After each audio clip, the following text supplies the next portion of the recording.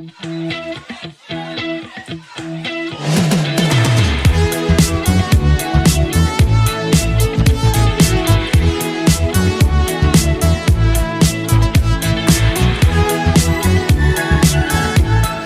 so I just got finished shooting a bunch of stuff for Cruising the Coast and a bunch of interview stuff this weekend, and I'm gonna be using Premiere Pro to edit it all. But I got to thinking, how do you explain Premiere Pro to somebody who doesn't even know what it is?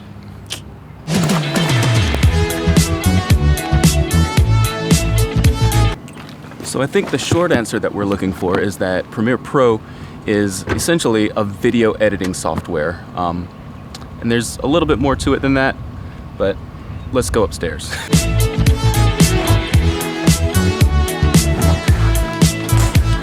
I think the basic misconception about Premiere Pro is that it is easy, and it's not really easy. It is very user-friendly though. The kind of editor that Premiere Pro actually is called an NLE, which stands for Non-Linear Editor. An example of a linear editor would be like your local news, where you see something broadcast and it's happening live in real time. So you have this switcher, you've got microphones that are connected to the people that are on camera, and the audio is going on with the video live, and there's somebody at the switcher pressing buttons and making all of that happen live. Essentially, with an NLE, you forget about that side of broadcasting and you go to a more timeline-based editing, where you can essentially record something in one time and put something that you recorded later before that, or vice versa, however you want to do that. You're working in a non-linear way. For instance, all the Cruising the Coast footage that I've been putting in this vlog is stuff that I actually shot last week, and I'm not going out and shooting stuff during this video. Non-linear. But I'm hungry. I think I'm gonna go get something to eat.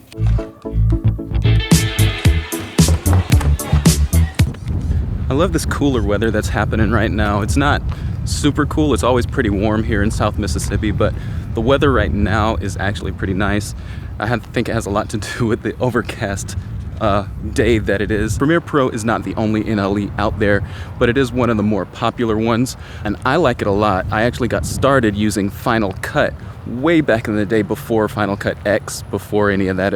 It was Final Cut Pro 7, I think. It was a great software, but then we switched to the Adobe suite because it had After Effects, Photoshop, Illustrator, and Premiere Pro, 4 softwares that we were gonna need as a media department at the church that I was gonna work at. So we switched over to that suite, and for my workflow, really, Premiere Pro is probably the best anyway, because I do still use After Effects quite a lot, and going from After Effects to Premiere Pro is just like a snap. That's probably a little bit beyond the scope of what you guys were here for this video for, so we're gonna move on. I get excited about that though. So Premiere Pro isn't the only NLE out there. There's Final Cut, obviously.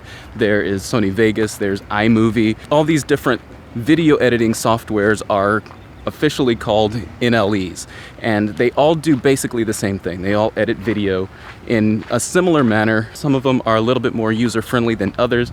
I like Premiere Pro, but you really have to do your own research and figure out which one you like better, which one is going to be better for your taste. And I just realized I missed my turn over here. Premiere Pro is probably my favorite NLE to use because of the usability, because I'm used to it.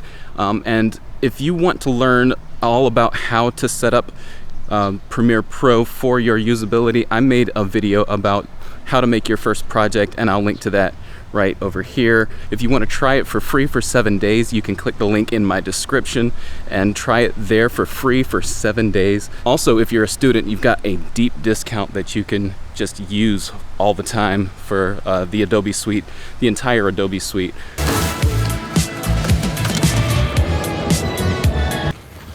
So I'm gonna take this back up to the office and devour it before I record the rest of my videos for this week for Vlogtober. Man, how have you guys been liking Vlogtober? Leave me a like, and if you're into video editing, maybe check out Premiere Pro. If you're working with teams, it is probably, in my opinion, it's gonna be the best one to use because there's so many people that are using it and they make it really easy to work with teams in Premiere Pro. So if you're into video editing, if you're into video stuff, maybe subscribe to this channel because I talk about that kind of stuff a lot here, and we'll see you guys in the next video.